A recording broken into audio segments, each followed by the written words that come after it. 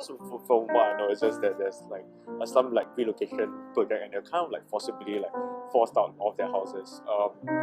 So actually, what we're actually doing, basically what we need to do, is to basically build basic infrastructure for them. The slum relocation site was originally built for 10,000 people, but right now they're estimates that there are about 60,000 people who are currently living there. In Bawana, they do not have, to quote unquote, any electricity and no homes.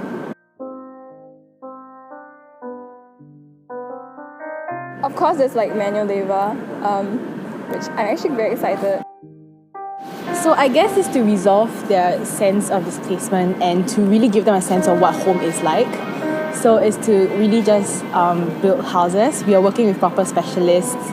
Building homes, building houses that can go anything from mixing cement, which is actually very strenuous, to the actual building and construction of foundation of the house, to painting the house.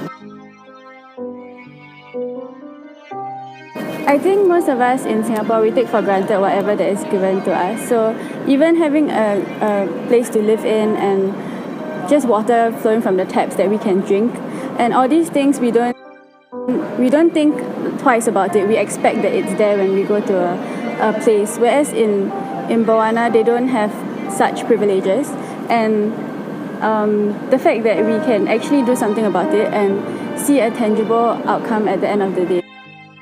For me, when I look for projects that I want to participate in, they need to be meaningful and they need to be practical. And what better way to be practical than build a house where people can live in?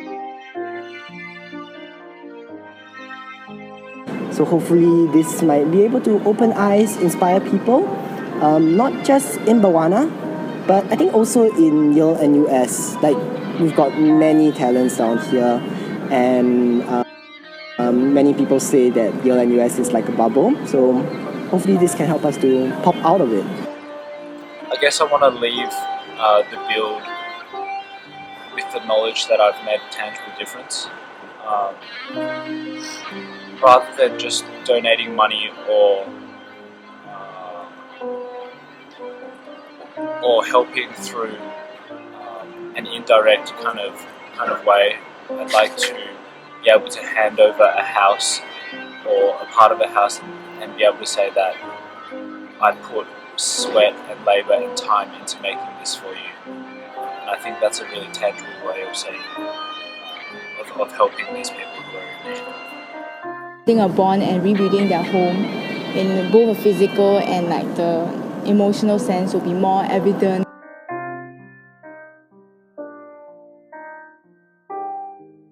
A lot of good that short-term volunteering can do within a long-term framework. You have a long-term framework and you have short-term opportunities.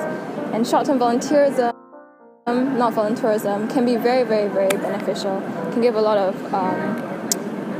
can revive the burnt-out people, can bring new ideas, which I think that's what we hope to do. But volunteerism, which benefits more the tourists, or benefits more the people who go there and look for something to do and then create that need. I think that's selfish, and I think that for Habitat, at least, that's something we really, really try to steer very clear of. Volunteerism is an essence. It's an ideal that will be attached to any or a lot of service trips. But what we have to focus on is why we are going there and what we're doing it for. We are going to do there. We're doing something very specialized. We're doing something tangible. We're building homes. So our impact will be left there for hopefully years to come.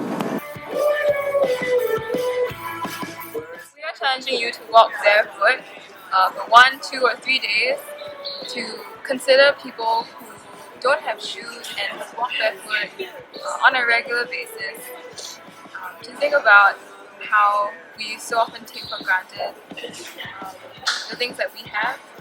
And we hope that with every step that you take, there will be a step towards realizing that between them and us, there's not much difference besides the circumstances into which we were born, and that we can walk with them, we can help to break people out of poverty cycles through small steps, through acts of charity and generosity, and we hope that you'll partner with us.